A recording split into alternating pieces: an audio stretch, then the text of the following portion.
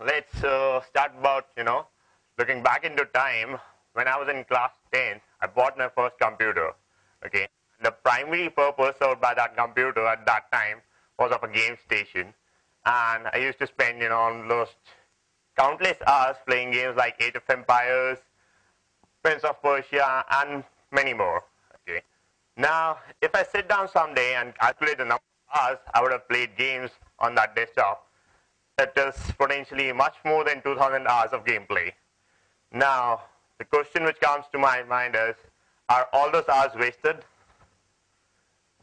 Okay, so if I think so, maybe not. Okay, let's think it drafted in a more creative way. Could those hours have been used in something else, something more creative? Maybe, maybe not also. Okay, so looking at knowing children, as you may, they are very creative, okay, and it's very difficult to stop them from playing games, okay. And playing games is intuitively more interesting than reading stories, because in those you have to imagine a story being played in the screen of your mind, or even movies, because in them also, although you don't have to imagine the story being played in your mind, but the story, as the story is being played on a screen, but you're not actively engaging in that story. You cannot change the story. On the other hand, children are more excited. They are more creative, okay? They are interested into doing stuff rather than watching stuff. So this can be easily provided through games. Okay, so, this speaker. Can you just back? Yeah. So, whenever you're playing a story in a game, okay, you're just put into the shoes of some superhero or some leader of a gigantic force, okay, who is saving the world and doing something really, something like saving two tribes from fighting each other, or fighting against two tribes so that, they can win royalty for their tribe, and some many similar things. Okay, so if you look at that thing, it gives you a sense of being a superhero. You tend to think that you're playing the role of a superhero. Now, games tend to provide an experience which is so vivid. The controls are in your hand. You control everything which is moving in the game. The audio sequences, the video graphics, they're so vivid that you tend to feel that you are the superhero. Instead of just feeling that you are playing the superhero, you tend to feel that, okay, I am the superhero of this scenario.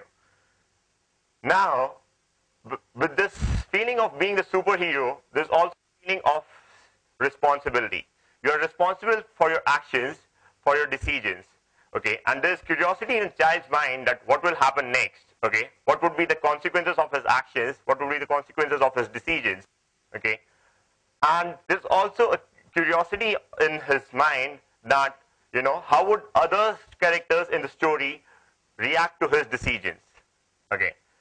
Now, if we think of those things, it is able to provide a child with an experience which real life things like, reading stories from comics and things cannot provide. Now, looking at this thing, it seems to be almost perfect that, you're learning a lot of things, you're learning, leading a group, a crew, okay. But what happens when the game finishes? When you come back to the real world from the virtual world? Are you able to carry on the same leadership? Are you able to apply the same thoughtfulness into the real life as you are able to do that in the virtual life? Probably the answer is no. What happens here in real life is that there is a difference of context. The thoughts which are presented in the virtual life, the missions which were there in the virtual life, do not meet the missions which are there, the thoughts or the, the tasks which are presented to you in the real life.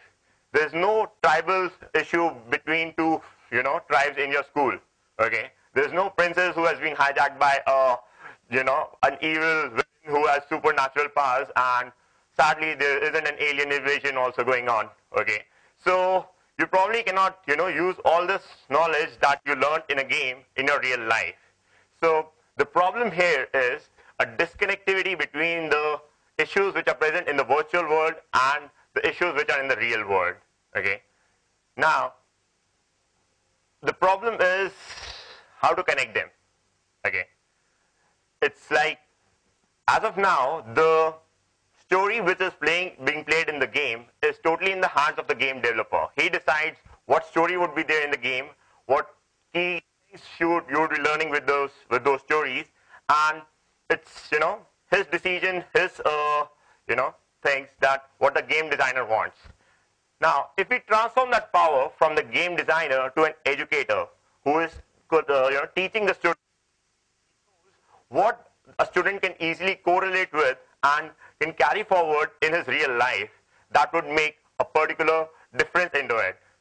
Now, with this aim in our mind, I and some of my friends here at NSIT developed the game Food Force 2.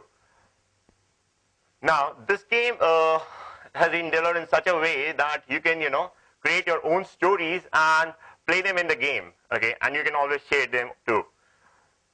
Now, the problem which we are addressing, first I'll talk about the scenario in which the gameplay has been taking place. The scenario which is taking place in the gameplay is about a village, okay? And the player is being provided a lot of resources and money which he can use for the prosperity of this village.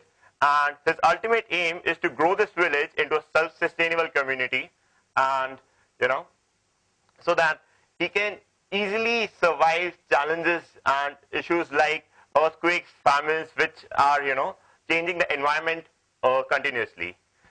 Now, the motive behind it was not just the environmental factors affecting the real life play. The motive behind this was the concept of creating your own stories, the concept of creating your own characters who can be linked with the real life characters around you.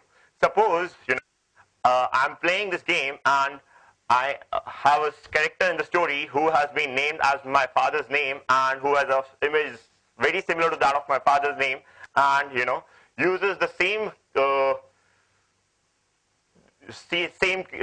lines to describe a thing or particular event as my father would do. Okay, I would be easily able to connect with him, and learn through the game. And a similar situation can be done by replacing my father with a teacher. Okay, now with this platform we have made the story building thing very easy. Okay, this is just a screenshot of the game in which it's just showing the village scenario in which a few huts has been built and stuff like that. Okay, and this is a screenshot of the story which is being played in the game. Okay, right now we have just one storyboard in the game, which is about a son who is following the footsteps of his father. Okay, now his father is the sarpanch of the village, and the son is being made to face challenges initially, which is of helping his father in the daily life routine work of the village. Then he faces more challenging issues like what if his father left, and if an earthquake comes, and some similar situations. And finally he takes on the position of his father. And now we are continuously working hard of integrating more storyboards and making easier for educators to develop their own storyboards and share with each other. Okay, now I would like to conclude by saying that it is